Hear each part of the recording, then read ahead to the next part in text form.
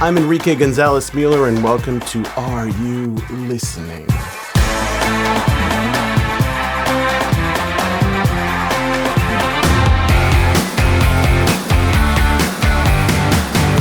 In this episode, we will cover drums, beats, percussion, decide what is the emotional role of each track in your multi-track, mix samples with acoustic sources, extend to the lowest of frequencies to the highest of frequencies, and set our sonic canvas.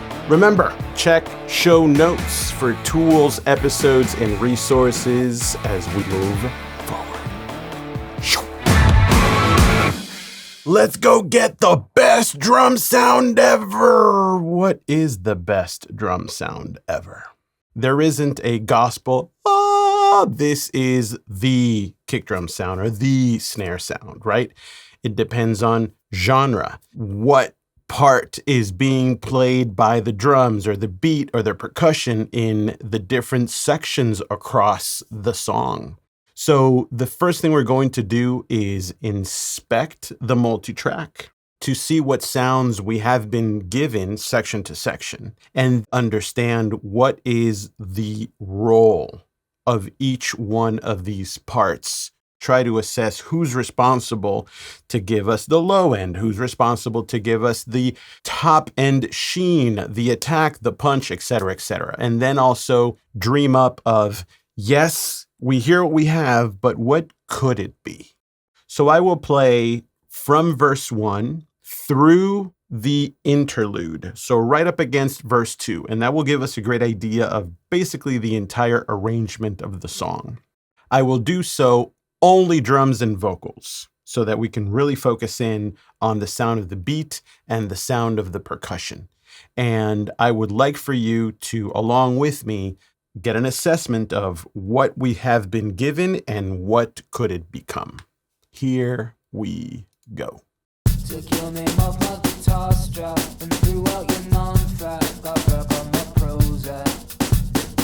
Covered my bedroom in white sage to send all your bad ways backwards to Fort Wayne. Don't try to follow me in my Honda on the 101. It's time to swallow your kombucha and pride. Yeah, why you always gotta rain on me and my vibe?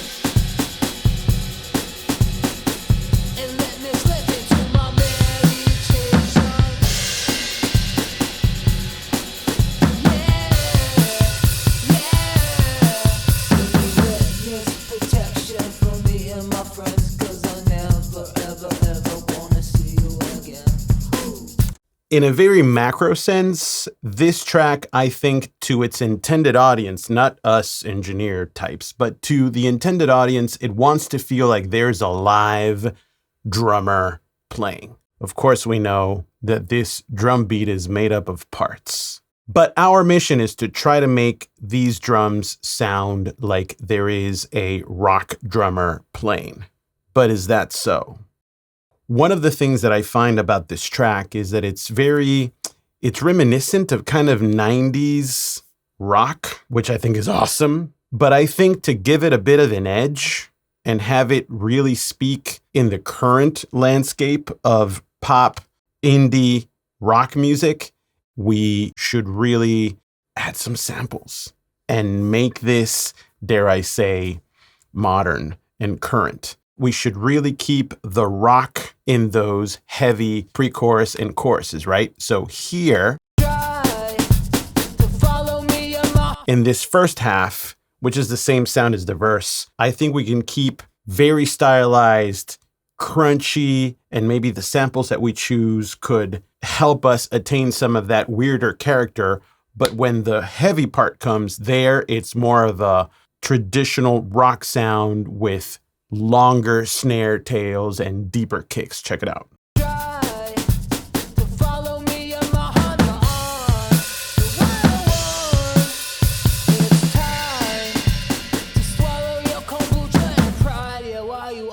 So I think we want to keep this, there's a drummer playing, but we want to stylize it. We want to make it hyperhuman. So here we have two drum sounds. The first one is, of course, these set of tracks that are colored here in purple. And if we listen to them in the verse, this is what we're going to make a little bit more gnarly and quirky sounding. And then we have, of course, this more rocking part. These are our two drum sounds. The next thing is getting a little bit of a deeper understanding of the tracks we have been given to achieve these tasks. So if we listen here to the verse drum sounds,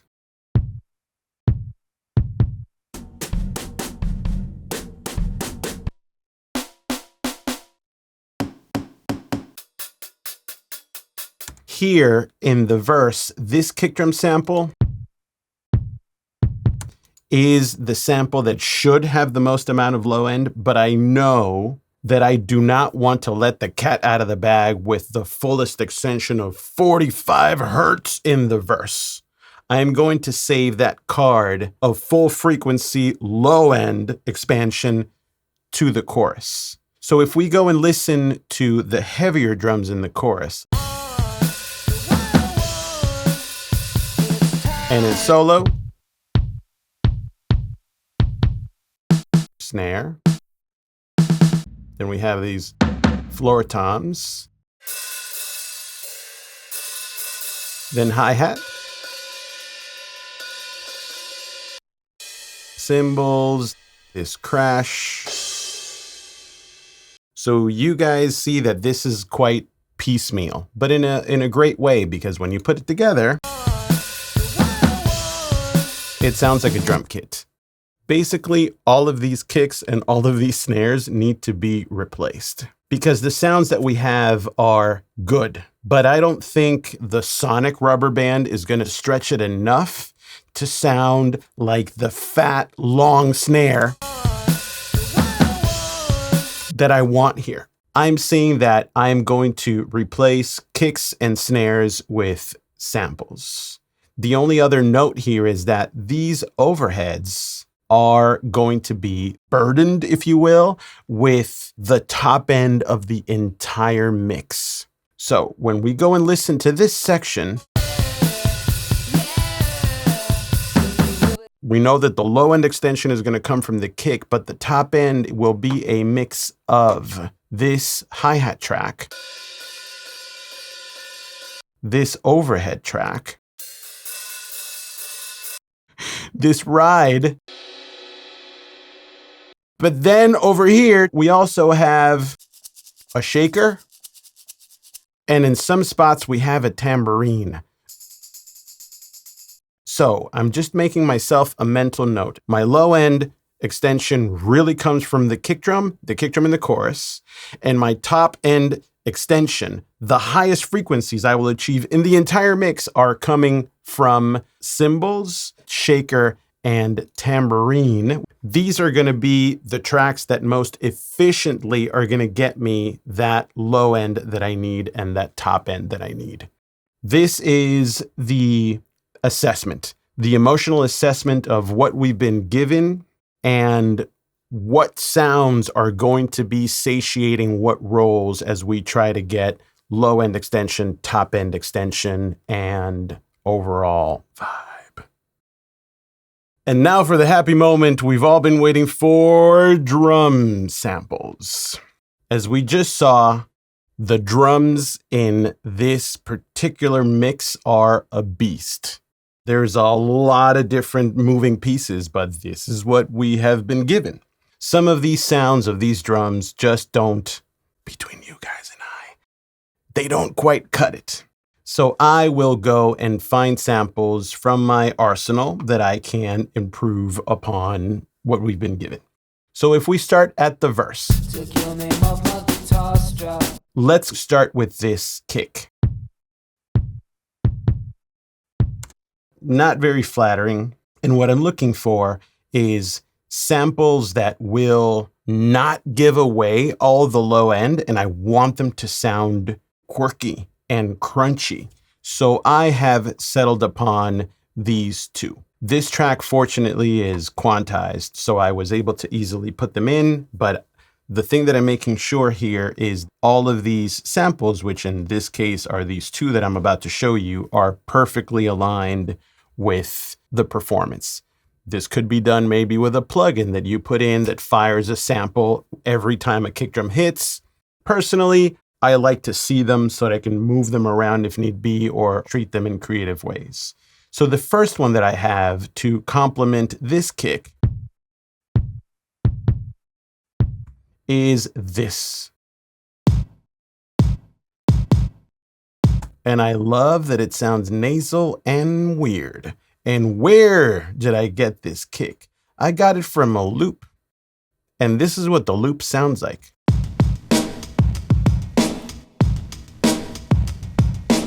So what is my process? I go to my drum sample library, which if you haven't already started to amass a library of samples, go to the internet. So you're going to go there, and there I have downloaded some funky loops like this one. And I literally edited one kick, and that's what I placed everywhere. This original kick, I'm almost not even augmenting with this other sample, but I am almost replacing. Yes, I'll keep the other one underneath, but really I want to change the character of the kick drastically. So this will be it. The thing though, I want this to be even trashier. So I went and looked for a different layer, and I found this one that I really liked. This little almost door knock that I got from this loop.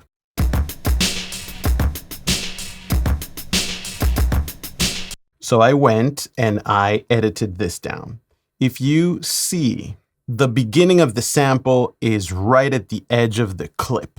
But one thing that I must make sure is that these tracks are all coherent in their phase. This original track, you see here that it starts phase positive, negative, which is followed by this top one, but this one seems to be flipped. So if we listen to the original one, and I will be adding these different samples, I would like for you to hear what happens not only to the character of it, but also to the low end in general. Okay, so check it out. So here's number one.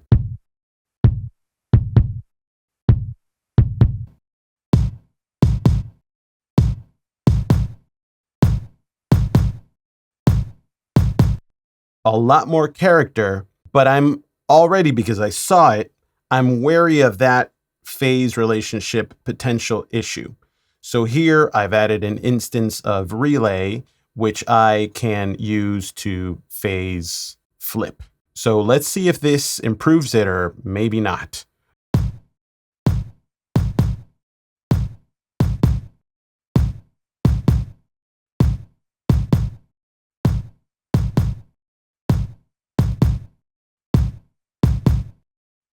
It got a little bit deeper. So this concept that I am taking my time to explain, this is the concept that we will follow for all of the other samples. In this verse, I'm looking for character. So I'm trying to find samples that are pretty quirky, that do not have a ton of low end, so I can leave that for the heavier drums. I'm having fun looking at stuff, but I'm also making sure that my clips start right at the edge, so that they can coincide when I put them against the real kick. I'm editing them and I'm checking for phase. Actually, you know what? Before we proceed, let's just be musical here and see how it feels. Here we go. Took your name off my guitar strap and threw out your non-fat. Got back on my Prozac. If we mute them, Covered my bedroom in white sage to send all your bad waves backwards in Fort Wayne. oh yeah, we got considerably better. Now we have the snare. And for the snare, I've repeated operation, but this time I have 4 snare samples. Why do I need 4 snare samples? If we listen to the original,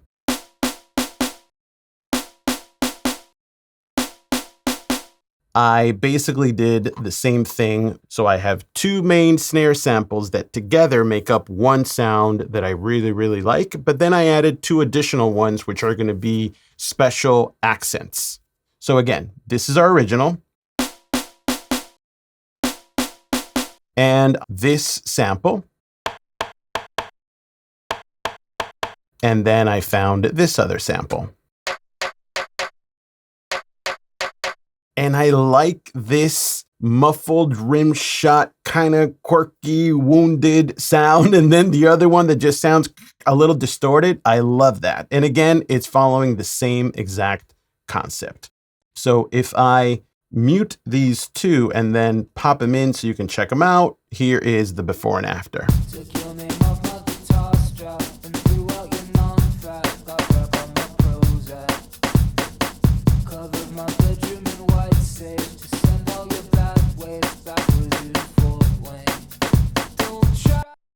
Of course, we go check phase, we check that everything is lined up, just as we did a minute ago.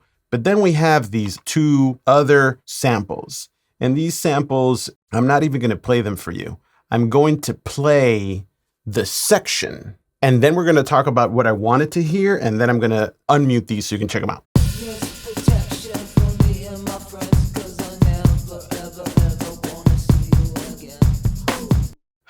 This is the weird part of the song, and I love it. So I wanted to get weirder samples for this. Da, da, na, na, na. It's kind of this descending chromatic line, and I wanted to find something that sounded like cracking wood. So I found this.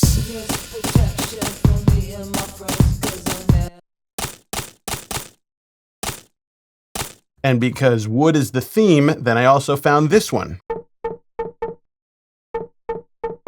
Lovely. So together, now we have this.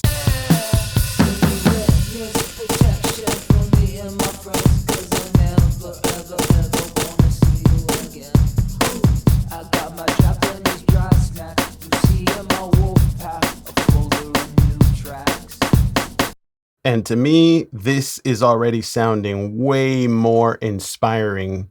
And like I said before, as a mixer, if I've been giving the chance and the opportunity to be creative and have this be agreed upon from the get-go, I embrace these as opportunities to express what I would love to hear, which is cracking wood in the interlude. And I have fun finding samples that will let me do this.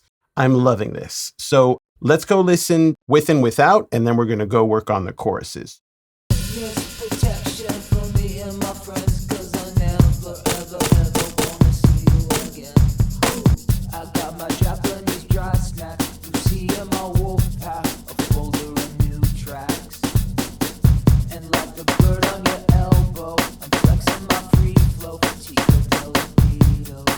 I say we got a little bit better.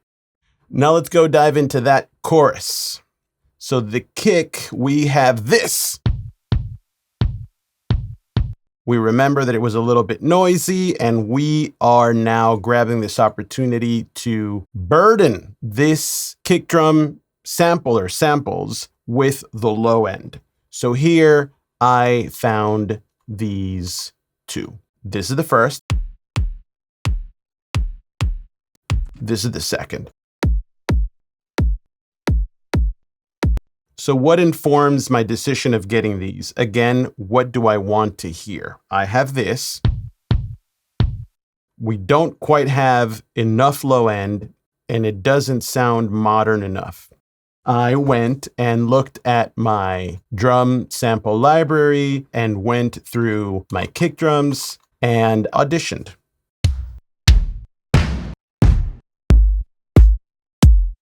And this can become an endless journey of daunting confusion. But if you start with, what do you want to hear? I know that I need low end, and I know that it needs to be modern. Modern how? Modern rock, but with a little bit of an electronic edge. All right. And then I go, no, no, no. Oh, that's kind of, no, that one is good. And then I compile and audition. So these are the two winning kicks.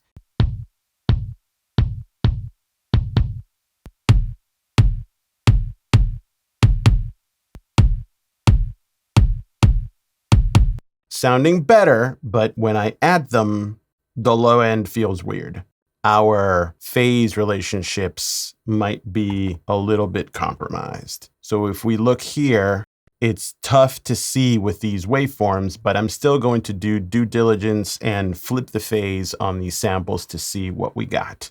Trusty instance of relay on both of these, and we are going to flip these, okay? What I'm going to do is just turn these off and turn them on and see if we get a little bit better low frequency extension.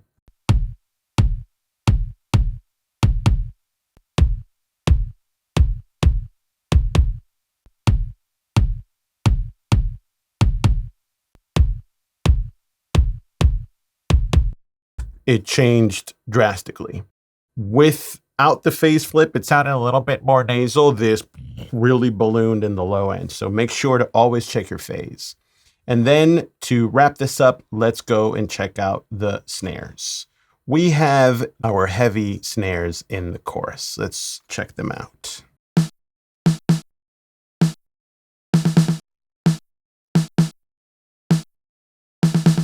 And I have found these snares to complement. The first one, metal. And then the second one, lower tuned metal. But they're both kind of epic, heavy. This is kind of where that 90s cannon snare comes in. Oh, but I also have a third one. You see that I am not putting all of the snares all over the place. I'm picking and choosing so that I can carve out frequency footprints section to section. As we see, the chorus has more low end in the kicks and less in the verses. Same thing here. Let's go see how these are shaping the different frequency footprints across the timeline and how they feel different.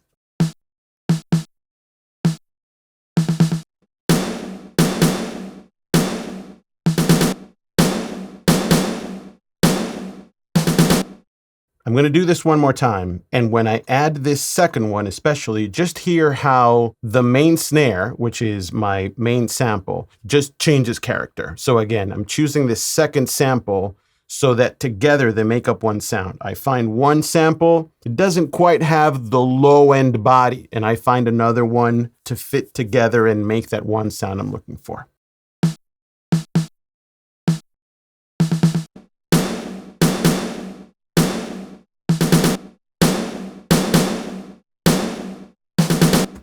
And then I'm going to also put in this last sample here. And I'm not going to tell you what it is. Here we go. Break, break, break, break, break. This is a big, wide accent that I wanted to put in. By itself. There. So you hear it's very wide, very bright. By the way, before we play these in context, check for a phase, and because I have obviously prepared these in advance so that I could be ready for all of you, these need to be phase flipped. Trust. We now will get a little bit more low end.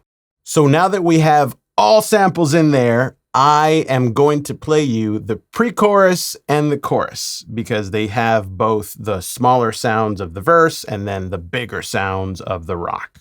But I will play the first half of each section without the samples, and when the halfway point comes in, then I'll turn them on so you can hear that A, B.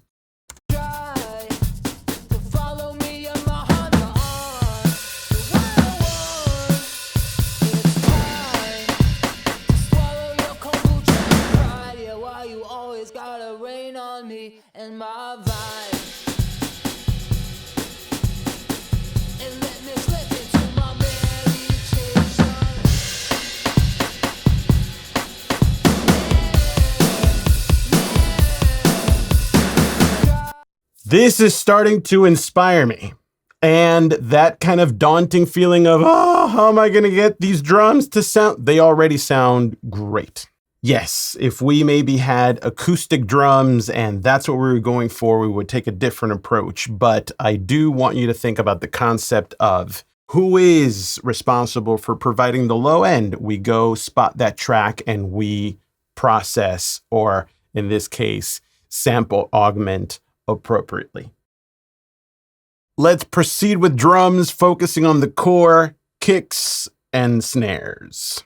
Before we embark on this, 2 words on where in the song should we start. I suggest you start at the densest part of the arrangement. For us, that is the chorus. That is where we have the most amount of tracks. Typically, that's going to be the area that has the fullest frequency spectrum, right? And we're about to go dig into kick, snares, and then into overheads. This will give us a chance to expand that frequency footprint to the top and bottom, to the lowest and highest.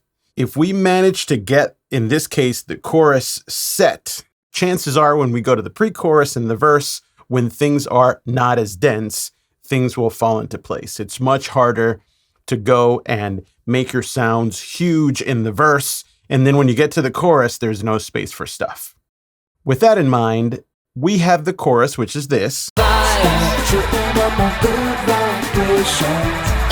But we have the heavy, which is this.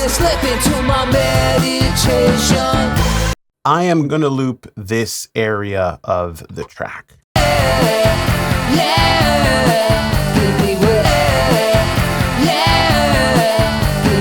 And the reason for this is that's where the drums are the heaviest. I will start with kick number 1. The 1 kick drum responsible to give us the lowest of low frequencies in the entire mix. Right now, I'm muting everything and I'm starting to uncover, right, following our mix organization, from the most foundational down to the most accessory, right? So this being the most important kick, it's in reference to nothing though. So how do I know how much low end do I need? Because I hit play and that kind of sounds like enough. I don't really know. What I suggest you do is play a reference mix. So here I have an instance of Ozone where I have imported a reference mix. In this case, it is the song Mentiras by Los Amigos Invisibles. You see that I've set it at about -14 something because it's a master track. If I play it at unity gain, it's gonna blow my head off. We don't want that. And here, what I'm encouraging you guys to do is listen and just feel where that low end extension is and see where we are with our kick drum. The reason why I'm doing this and not, for example, using a tool like tonal balance control is because if I play just a kick drum, tonal balance control is an awesome tool when your mix is already in pretty good shape and you just want to see how all the instruments are coming together. For this, again, I go for a reference mix. I'm going to play a little bit of a reference mix, but because we do not want to get dinged by a license that maybe we haven't secured, I'm going to hit play. You're not going to listen to the song, but you need to imagine what this song will sound like, which is, by the way, you guys finding an awesome reference mix, playing it and listening out for the low end. But let's just go through the gesture together. So listen to your reference.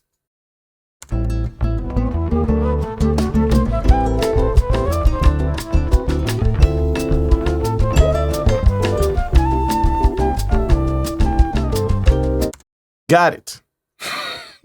So hopefully you are doing that on your end. Now that I have a feeling for what low end is like, I start processing. So here I have an instance of neutron. And if I hit play, I hear that I do not have enough low end. This decision making reflects what I want to hear, which is we need a little bit more low end, but I'm also putting a gentle slope so that when I boost the low end, that bell doesn't spill over to about 30 hertz and below, which I'm going to hear too much. Then these 2 other filters to make things, for lack of a better word, prettier. After.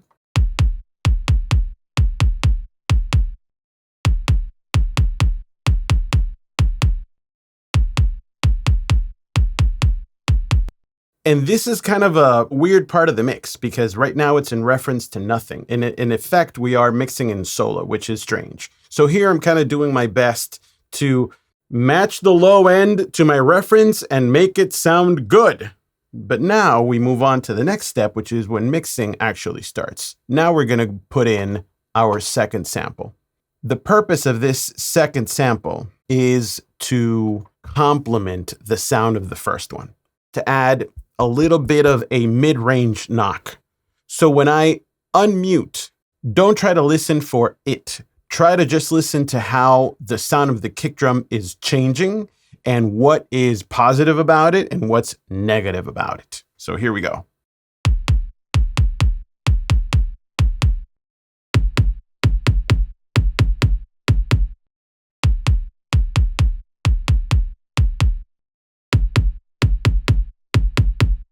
So the first thing I caught is I put it in and we lost a lot of low end. This to me sounds like we could have an issue with phase.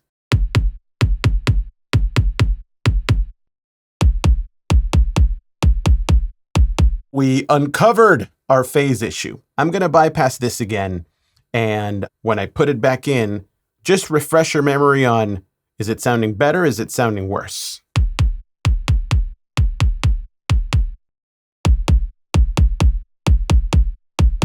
It's more aggressive, which I really like, but it also has this kind of nasal thing that I really dislike. So here, of course, I have already pre-prepared how to make it better.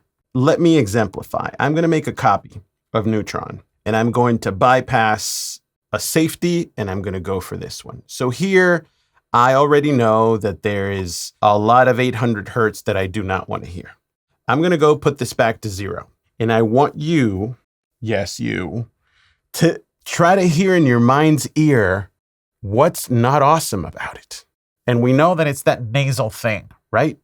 I'm going to grab any old filter like this one, and I will make an educated guess that it's going to be at 1,000 hertz, so at 1K. And I'm going to boost it a lot.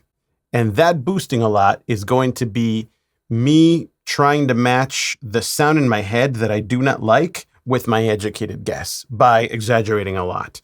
When I do, does it sound higher, lower, or right on the money? I'm going to very quickly move it until it matches that memory of that sound, and then that's the very frequency we're going to take out. So once again, I'm going to hit play. You're going to hear what is lame about this. You're going to exaggerate a frequency until you find that, and then that's the very thing we're going to take out. Here we go.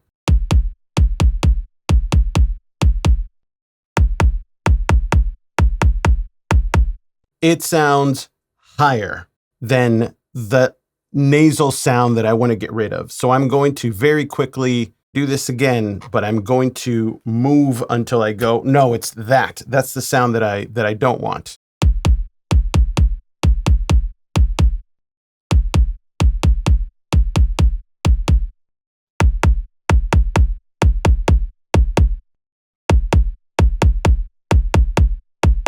That's awful. And that's exactly the thing that I want to take out. So I'm going to put that back to 0, and let's go see if the kick drum clears out.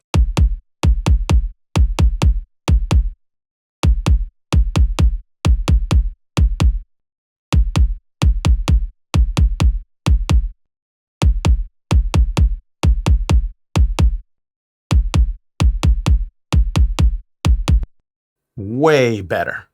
I'm taking my time here just to show you guys a concept of you add two instruments together, you're listening to how that second one is affecting the first one, you try to find that sound in your mind's ear, you exaggerate it a lot. Once you find it, that's the very thing you're going to take out. And that is an approach that I want to encourage you to take when you try to unmask sounds.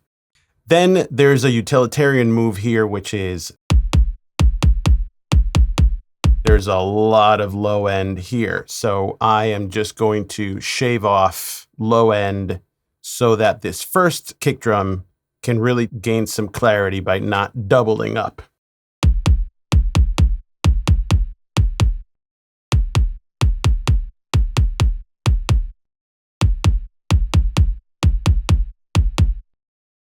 And that sounds about good. So now I'm going to put in our third and last kick, and let's hear how these three come together. I'm going to be faster now. So as soon as I put this one in, what are you going to listen for?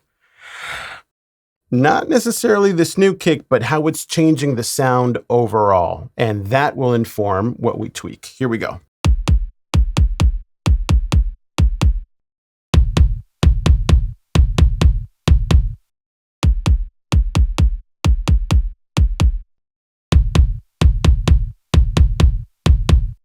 Our low end just got awful.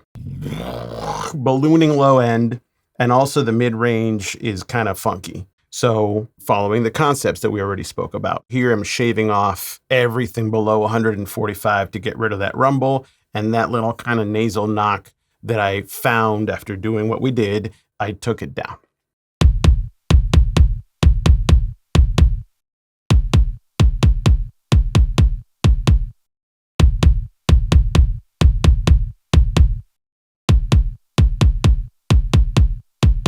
If you guys are hearing this and you're going, I don't hear too much of a difference. Here's a courtesy reminder that in this mixing endeavor that we're doing, I really hope you guys are either listening on great studio monitors or at least great headphones. This information being so low, you need something that little laptop speakers are not really going to help you too much. Guys, we're in great shape with our kick drum. Here, I might do a little quick reminder, play my reference mix, and then go check to see how our kick drums are sounding. That feels great. We're not done because we got to talk about snares now. We're going to follow the same exact methodology. We know that we have an original snare that was and we put in a snare sample that we like a lot more. I'm going to play it together with the kick. Now, the only thing that I would have you guys think before you proceed onto the snare is, when I unmute the snare, does it change the sound of the kick? And this is especially important when you guys are mixing maybe acoustic drums where everything has a little bit of bleed. So let's just check our perception. I'm going to unmute the snare after the loop, and don't listen to the snare. Listen to see if your perception of the kick drum changes at all.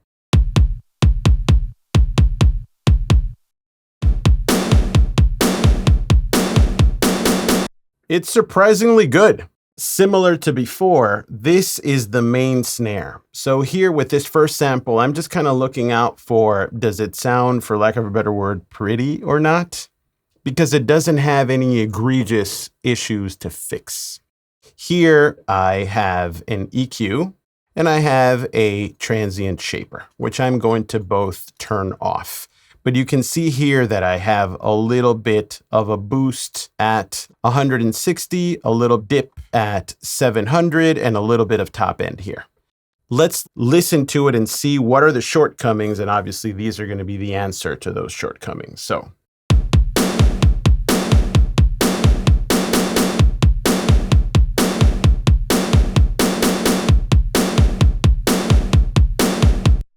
What I'm hearing is the snare doesn't have enough body.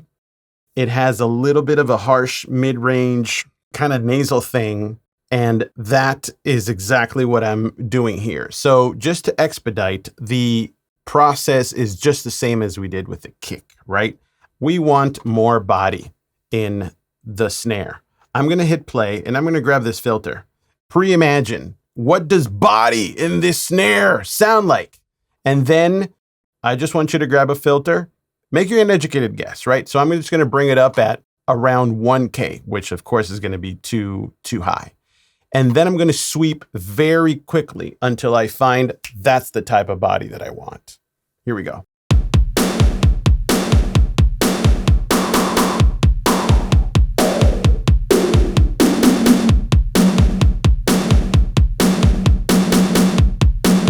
Right around there. That felt great to me, and I don't care about the number. Is it 1/7? I don't really care.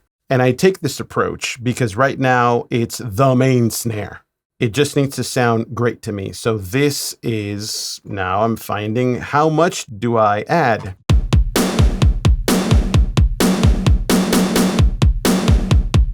that feels about good to me. And then I continue, now that I have taken this kind of fix bigger approach, I start going into more details. I listen. There's this that I don't really like. This is a universal way to describe high mid-range that you don't like. Yeah, I don't like that.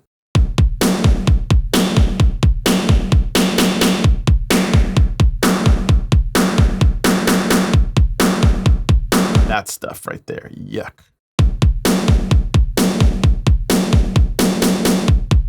Way better.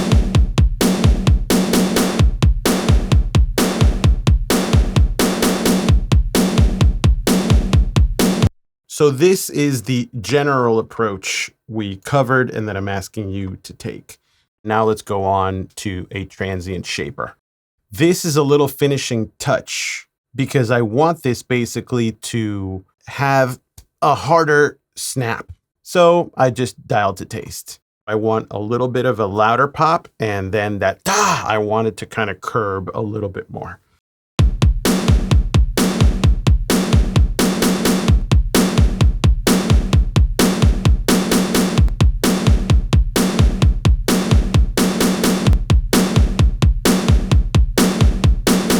And there you have it. It sounds punchy. It sounds great. Now let's go put on the other two samples, and we're going to go considerably quicker now. I'm going to put them in, hear how it either complements or hinders the vibe we're going for, and we tweak accordingly. Here we go.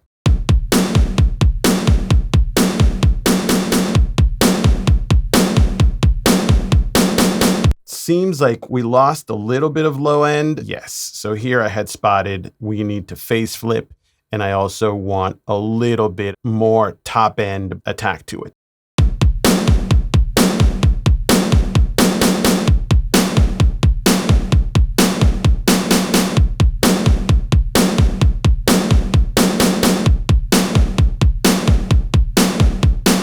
This second snare sample almost serves as parallel processing. I am dividing the tasks of the ultimate snare sound in two tracks, and this second track is giving me that bright ka. Then we have this original snare, which I wanted to put better samples on, but still, let's try to put it in and see what we got as a complement.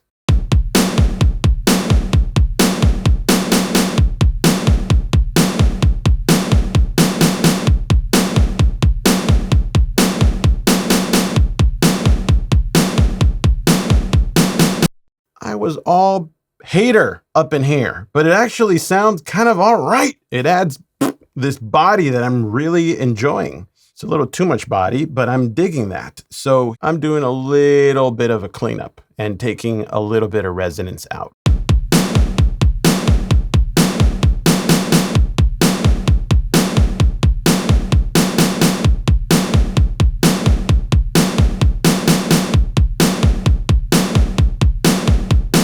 It's subtle, but it's the type of little house cleaning that we have to do to not run into trouble later. Because if we let these things go, they will accumulate and we will have a nasty little low end bump that we don't want. And then we have this accent sample, which we need to phase flip. But besides that, I hear have a note that it just sounds great. So,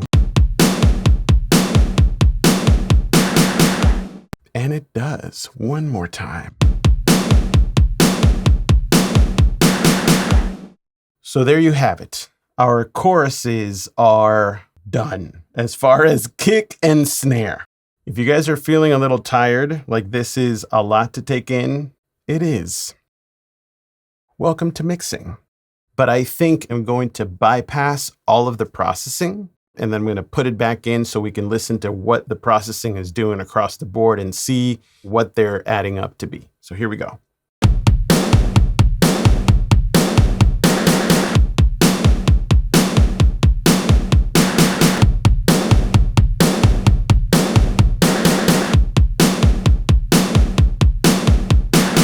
So the before, we remember that in that original kick, there was a lot of low end, so it might feel like it's more satiating to hear because it has more low end.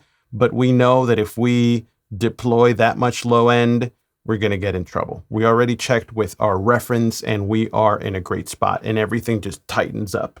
Now, to finish the thought, of course, we have to go and revisit the verse. We have here our main kick. And if we go look, I did a little bit of a cleanup. So this is the before.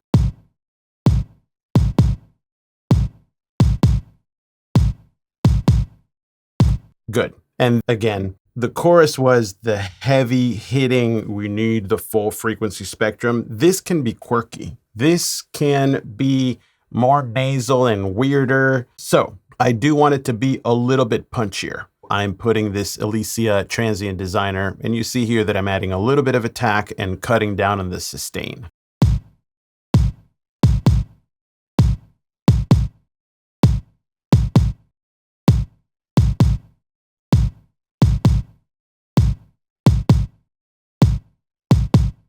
This is the main kick of the verse. So I am just daring to dream. What do I want this kick drum to sound like? A little punchier, a little whatever, and I'm just adjusting to taste. Now, the fun starts, as you know, when we add the second one. We already phase flipped as we covered previously, and you tell me what you think.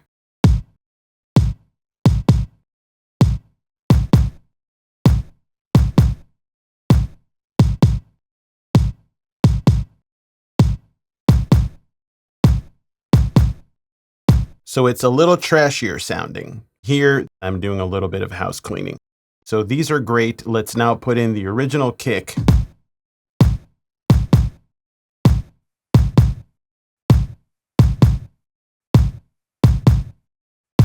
And here, the only thing that I had to do was shave off a little bit of low end. We're good with this. Now we tackle the snare on the verse and we're good to go. So this is our main sample.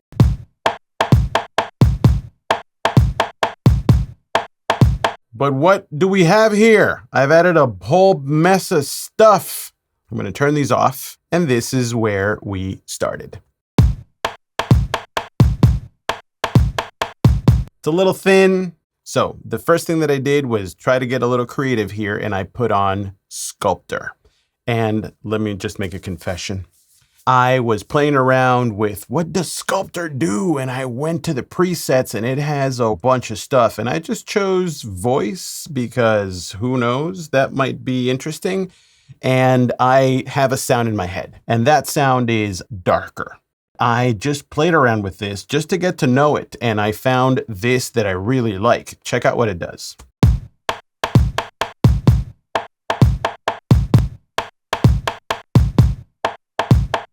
This is an instance where I maybe grab a new plugin that I don't really know, and the only way to get to know them is to play with them. So here the thing that I'm finding is that it dynamically, it's shaping the sound in different ways dynamically, and it's doing exactly what I want, which is to just dampen the go like this to the snare. So great. Then I'm doing a little bit of EQ fix up. I want more low end, a little bit more top end presence. Minimal, and then Transient Designer because I want a little bit more attack and the sustain is just fine.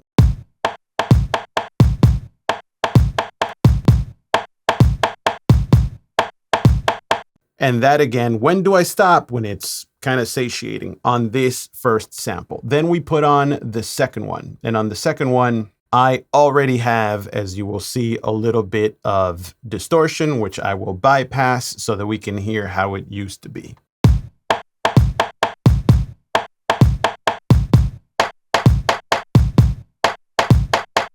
But now I'm kind of falling in love with the first sound, and this one, when I'm putting it in, it just gets a little too bright and too normal. So I started distorting it because what I want to hear is more of a kind of elongated sound. So imagine it.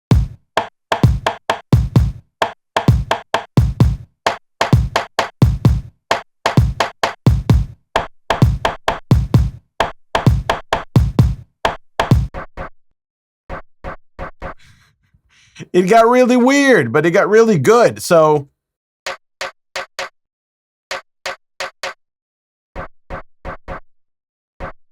very strange, but it doesn't matter how it sounds by itself because nobody's going to listen to it by itself.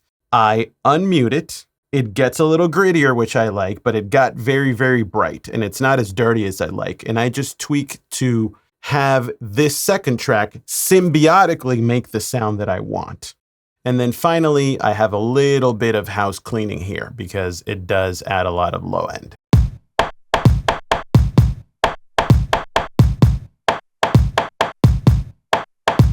Great. Now we have our interlude snare samples here, which we have this. Whoa, look at that. So you might remember, this is the interlude, right? Protection for me and my friends, 'cause and there I wanted to have these kind of quirkier wood cracking samples.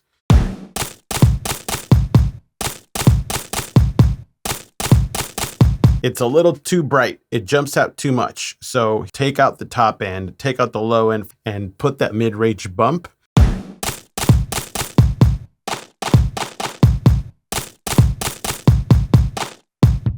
That sounds good. And then this last one here.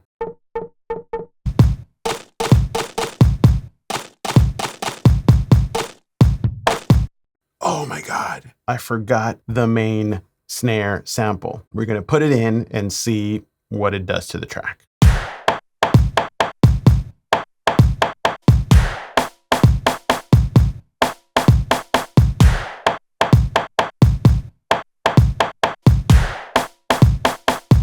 Good. It adds a little bit of brightness, and because you see here it's at minus 32 dB and I don't have any processing on it, it's just fine. It's a little bit of an accent. So there we go. Whew, that was a doozy. But this is what mixing is. Now, with all of the symbiotic sonic connections between all of these kick samples and snare samples, we have something that will give us a great, great foundation. Full frequency, a lot of punch in those choruses, and a ton of character in the verses and first half of the pre-chorus and chorus. We have kicks that extend to the lowest end of the spectrum. If we go and situate and carefully place the highest frequency content, we would have effectively covered the edges of the frequency sonic canvas. I find that doing this really helps me paint, if you will, the rest of the stuff that fits in the middle, because I have now set the lowest sound in my canvas, which is one edge, and the highest.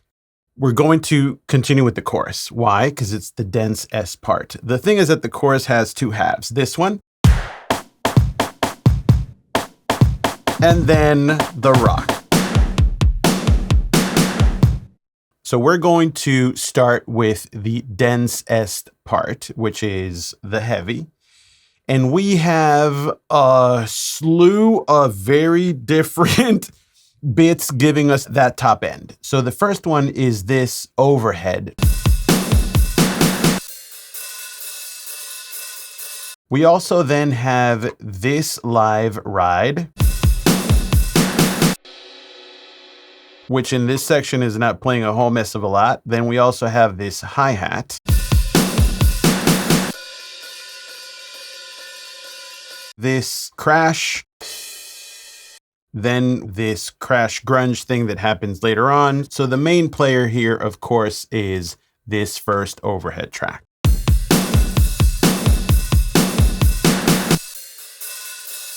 Just like we did with the kick drum, I recommend that we go take a fresh listen to our references so that we can have a sense of what top end, not only presence, but also extension sounds like. You remember that we can't really play references. So at home, listen to your own reference mixes. And the exercise is to feel the top end, not only presence, but extension. And here we go.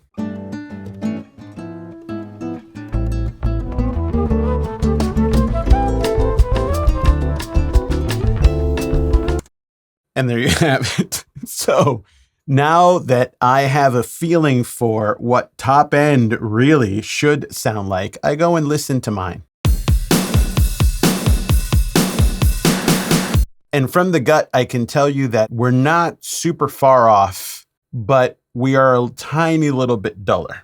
So I am deploying an instance of this AMEC plugin. I'm doing this one specifically because the top end, it's delicate.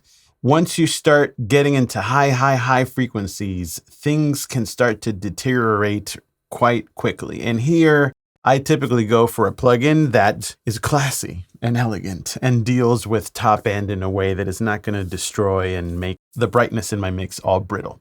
So this is good to me. Here, just taking a look to understand what's going on, we have low shelf, low, mid, high. Of course, we're getting a lot of action in the highs. I am boosting about 4 dB right at around 18 kilohertz with a very wide bell. I'm going to put this filter back to 0. This filter that has close to 20K, this is going to be where the majority of the action is going to happen. We will listen to the reference, we come here, we dial in the highest frequency, and we start turning up until we feel that we match that extension. Let's give this a spin.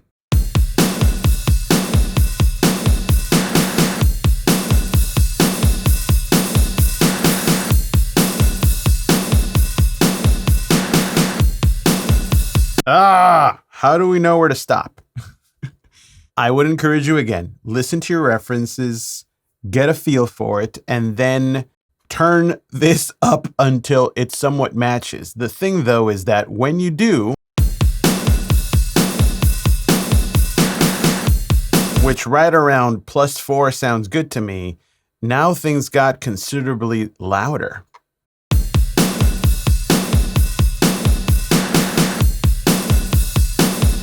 So this, with any processing, and I was looking out for this on kicks and snares, if you are adding a lot of energy, like I'm doing now, at whatever frequency, chances are you're going to get louder. If you cut out a lot of energy in whatever frequency, you're going to get quieter. So right away, I am feeling good about the extension, but I need to compensate with the output gain.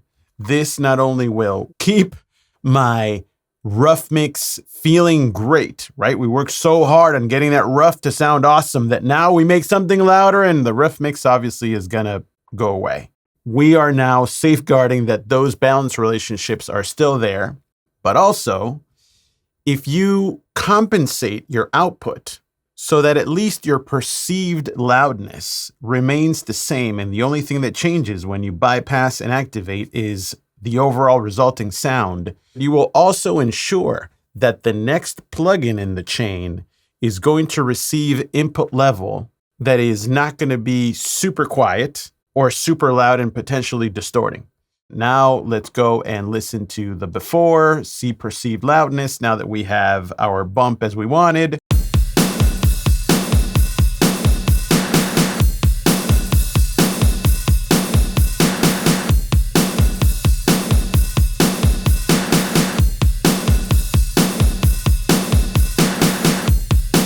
So now we have only the sound changing and not things getting louder.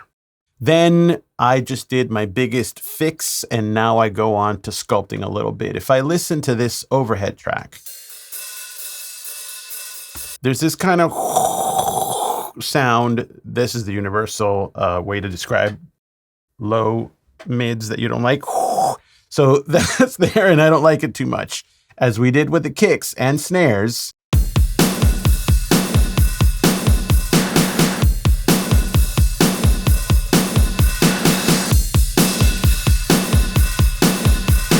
what did I just do? We covered this already, but I am grabbing a filter before I have to envision the sound that I'm looking for though, crank it to 1,000,000, try to find that sound that I don't like. That's the very thing I'm taking down.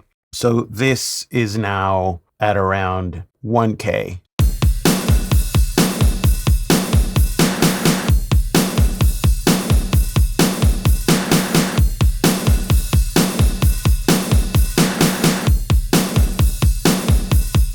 And now it sounds a little bit cleaner. So that's the way that I'm approaching getting the super important top end in my track. Okay, then we have this hi-hat track. This hi-hat track already sounds super problematic. Why? Because it has a lot of, are you ready? That stuff again, which I really don't like. So here you can see I have taken out about 2 dB at 965, and I am adding a little bit of top end sizzle and compensating my output gain.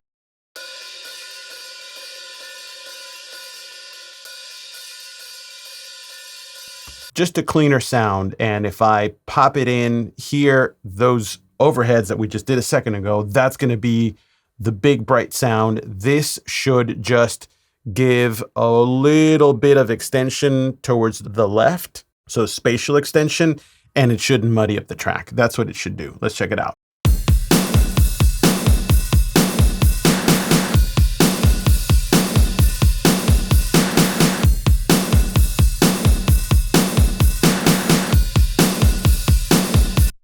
So this is a little bit of a detail, but if I wouldn't have done this, you don't want that underneath your overheads. Then we have this little crash.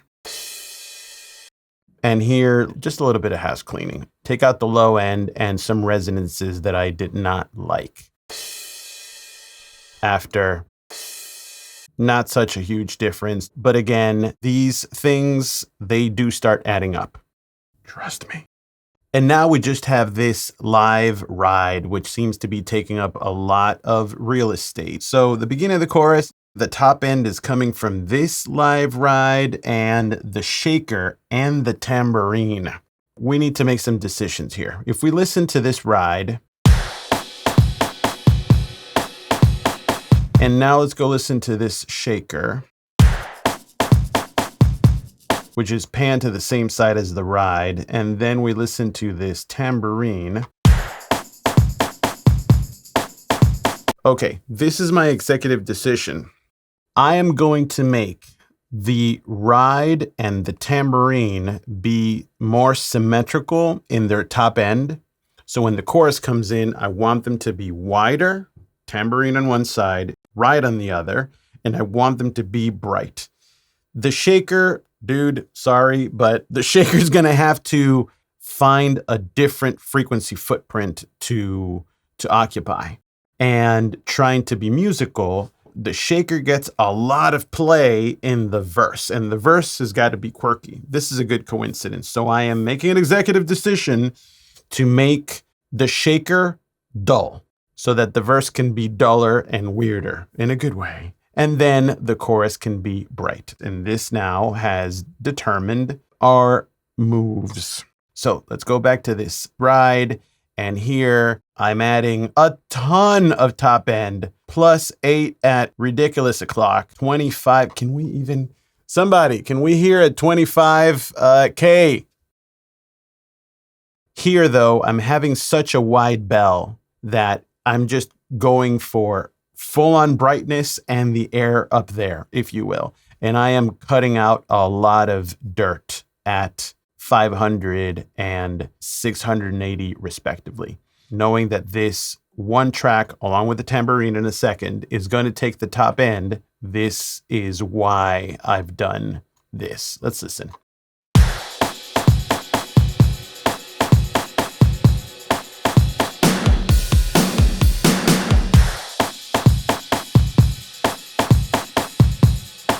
Great. And it even helped with the articulation of the pings. It doesn't sound like a anymore. It now sounds like a shh, shh, shh. Here with the tambourine, look at this. A ton of top end at around 20K. Here we go.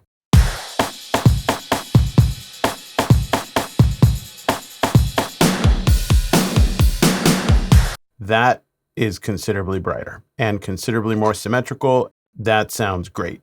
Oh, we have this little crash, little dude up in here. Thank you. You're providing a lovely accent to our rock, I believe. It sounds kind of boring because it's kind of lost in the mix of everything. So I have made wider stereo. This is how it sounds with a little bit of cleanup, right? But it's pretty mono. So here I'm putting a delay on it, and I'm basically deploying a little bit of Haas effect. One side is delayed by 5 milliseconds. The other one is delayed by 26 milliseconds. These two are so fast that our brain won't be able really to hear two separate events, but it changes the phase enough so that by panning them hard left and right, they're going to sound considerably wider. Check this out. The before and the after. That will give us a little bit more of a splash in that accent, I'm sure.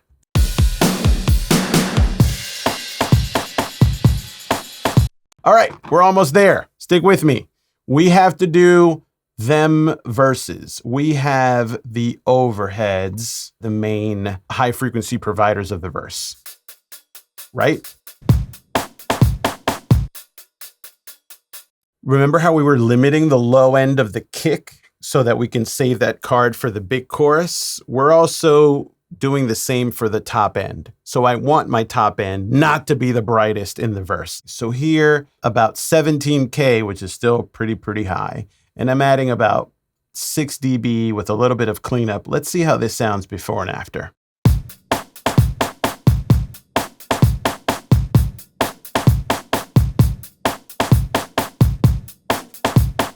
And it almost felt like it tightened it up. And then we have our friend, the shaker. This shaker is very dynamic. It's kind of doing this, which is kind of annoying. I just want it to be. That's not what we have. But I also want to shave a lot of the top end. So of course, I'm putting a metal distortion plugin. Why? Because this will make it more dynamically uniform. It will put the grit in the shaker, and I can also shave off a lot of top end. So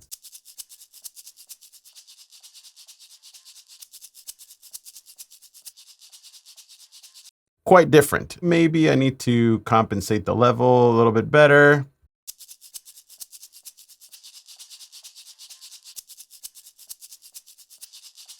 There we go. Why am I using a distortion pedal for a shaker? You can do so too. The plugin police is not going to come after you. But the reason why I'm doing this is because this is the tool that I think most efficiently will get the job done. Again, shave off the top end, give it some grit, and make it more dynamically uniform by saturating it. I'm going to put it in the mix, and here's the before and after.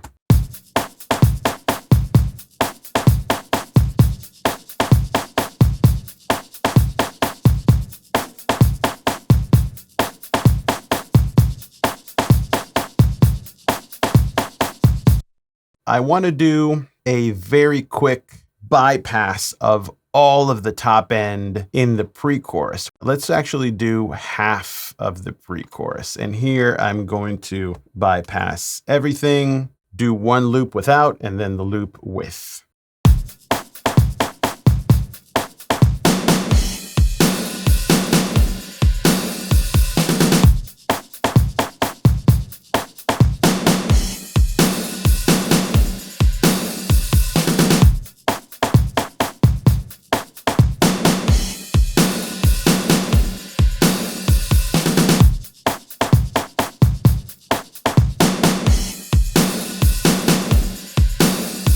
Considerably clearer, and it just sounds also more exciting. All right, so we have kicks, snares, and top end. Now we have our frequency edges, right? The lowest of lows and the highest of highs. Now that we're here, I am going to toggle between where we were to where we are. Special attention to, of course, the samples, the kick and snare work, but really kind of that frequency expansion, and above all, how does it feel? Here we go.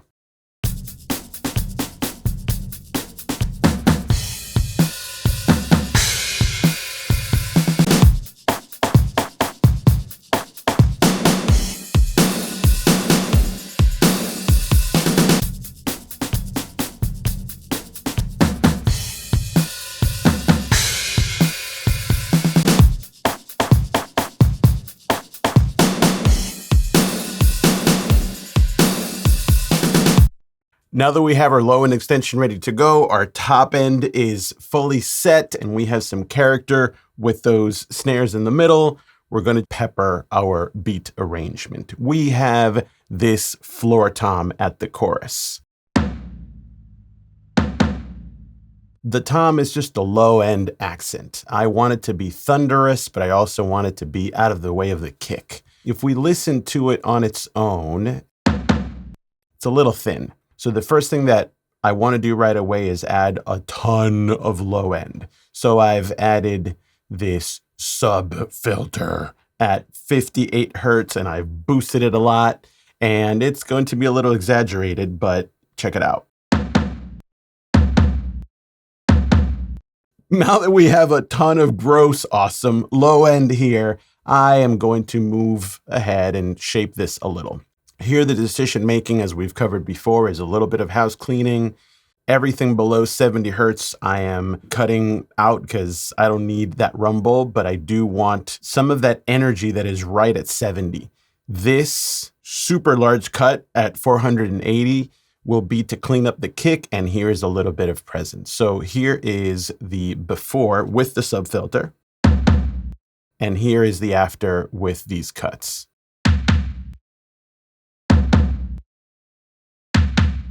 And if I put this together with the drums,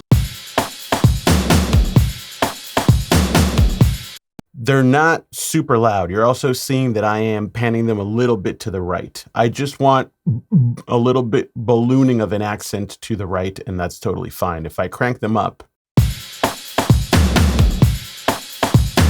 there's a lot happening there, and I just want something that just weighs a little to the right, and this little accent is enough.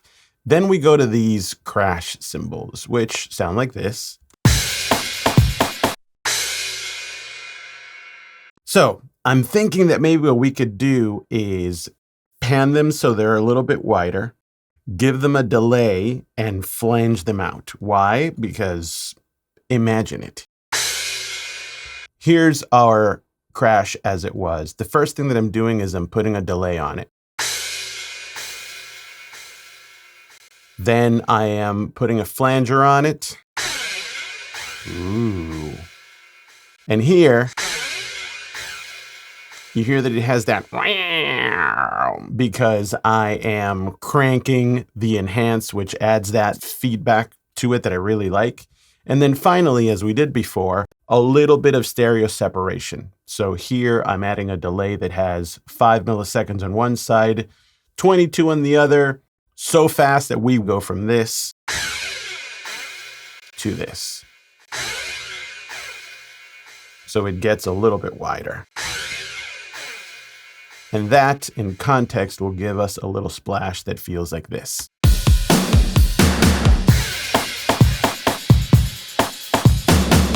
And it deepens that kind of psychedelic thing that we're going for.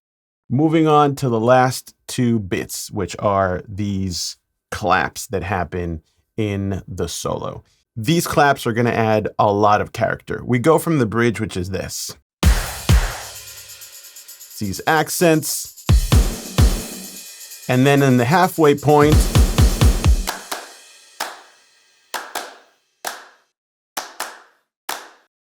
I'm kind of imagining that these should sound like claps at a high school gym. Why? Because I'm mixing this thing and that's where my brain is going. So, because I've been given permission to be creative with this, I want to feel like I'm in a gym hearing people just kind of clapping along to this part. The first thing that I did was make the transient a little bit sharper. So I'm putting a compressor on. And you've seen that I'm being quite heavy-handed with this. If you want a deeper dive into compression and all of these parameters, maybe go check out the previous season, which we took a deeper dive into this. But here, I'm basically setting my response and my input gains so that it reacts quite fast to those initial transients and then lets us hear that room behind it. You're seeing how I'm being quite heavy-handed with it. Then I'm doing a little bit of cleanup, taking out the low end and the top end, as you can see with this filter. This, I want it to feel like it's in my dreams, like it's a memory, and I want that kind of muffled sound.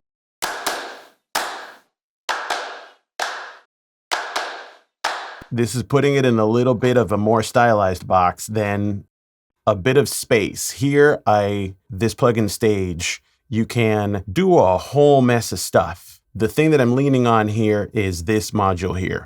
And I am setting the feedback, the size, the frequency of the modulation, and basically what I want is a little bit of a shimmer. And after.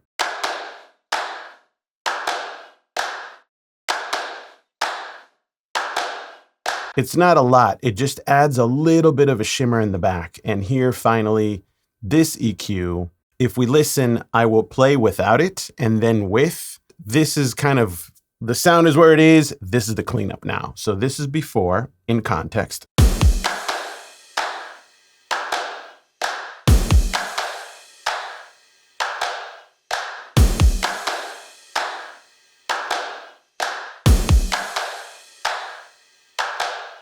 Basically, I'm doing a lot of cleanup in the low end so that I don't have anything muddying up the sound. I am anticipating that the bass will come in, the guitar will come in. I don't need that rumble from the claps. And then finally, we have this little guy here. Drum roll, please. Which announces the chorus. I'm actually going to hit play and I'm going to have you guys envision if you were to get creative with this drum roll, what would you do?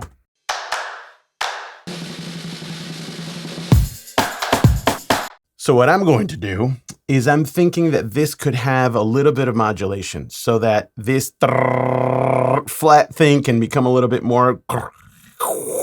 It could just move with a little bit of maybe chorusing modulation. And I want it to pop forward. So I am putting a bit of chorus over it. Ton of depth, the rate very, very slow so that we go from this to this. Then I am applying a similar compressor as I had for the claps to make it pop a little bit. And here I'm not being polite at all. And here I'm adding a bit of distortion to it to give it some final character. And that in context, let's go play those claps and snare roll.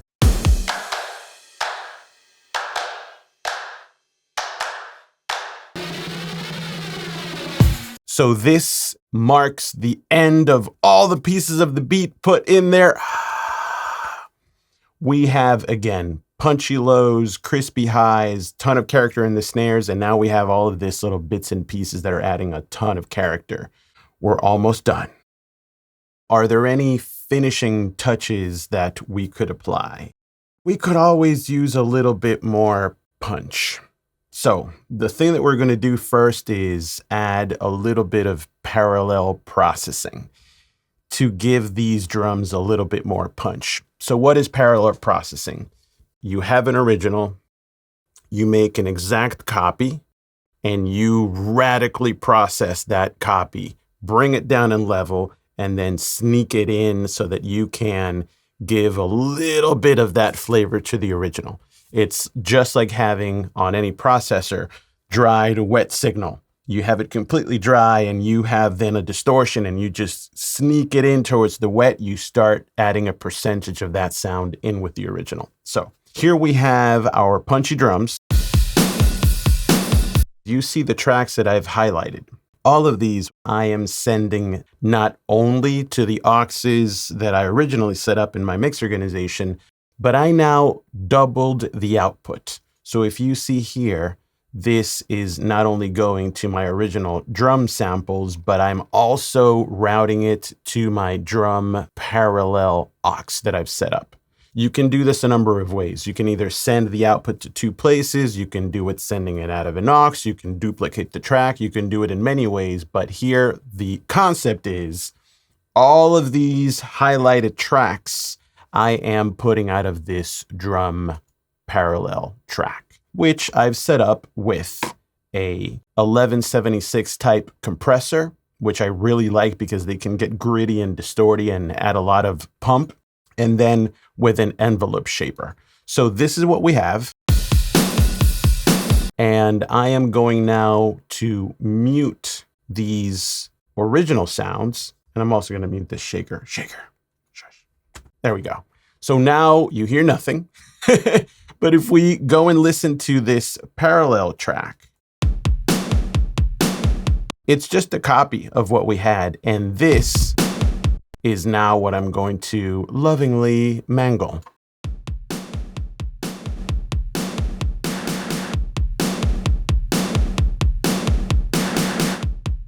Original. I have 20-to-1 ratio, so I'm going pretty severe. The attack is very, very, very slow. So it's letting all of those transients go through. And the release is quite fast. And here I'm turning up the input until I get enough gain reduction. And here what I want, I'm getting both that tick, tick, tick, tick, tick from all of the transients, but I'm also getting a lot of low end boost and more of an enveloping sound. So since we have this, I am now going to shape this even further with this transient shaper. And I am putting it on shelf EQ, and basically it has 3 modes: full range, dual band, shelf EQ. I encourage you guys, go check this out. And I'm adding a lot of emphasis in the low frequencies and the highs, and it sounds something like this.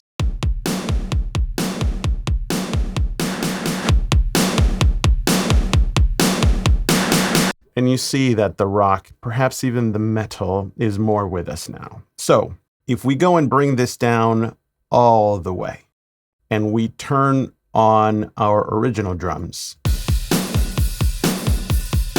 I'm going to start to sneak this in and see what it does for the overall character.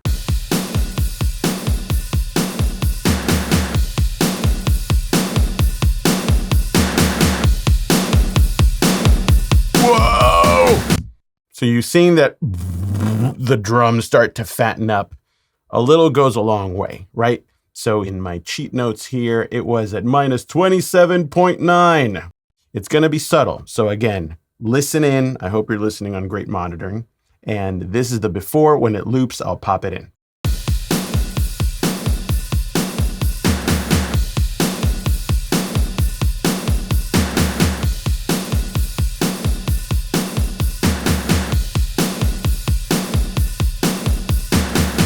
It adds that little bit of an edge. Final last touch is I'm feeling like the drums overall are sounding awesome. I just want them to be a little bit wider overall. So in these 2 main auxes, right? You might remember that I'm having these auxes that I'm coloring in. What is this? Teal? This kind of bluish thing here. All of these auxes are my main auxes. All of my drums reel are coming out of here.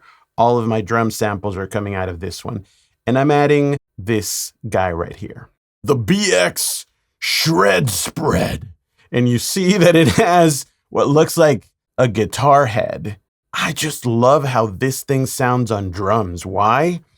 Because it just sounds awesome. It just makes things go a little bit wider, and it keeps the low end quite intact and the top end quite intact. I really, really like it. So here I am spreading things out by about 150%, and I'm doing this on both of these tracks.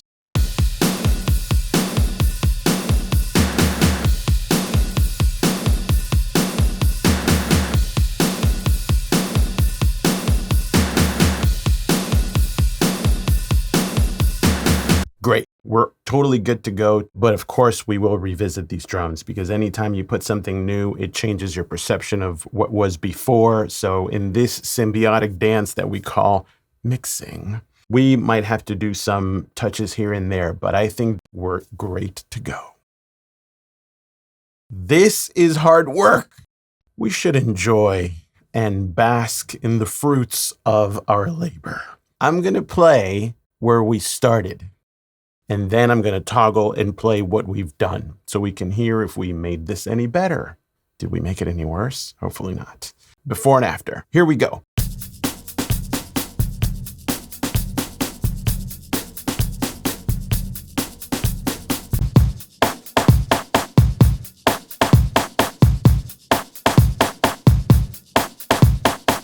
so bad. I think we're making it better. And then here is the pre-chorus.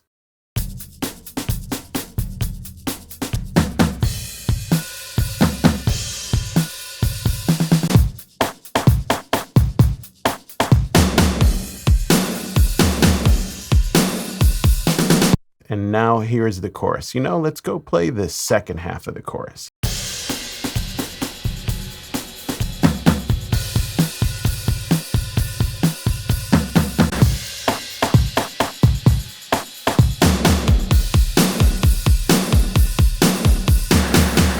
I'm hoping this is going to yield a happy customer because I, mixer Enrique Gonzalez Müller, I'm very happy with this.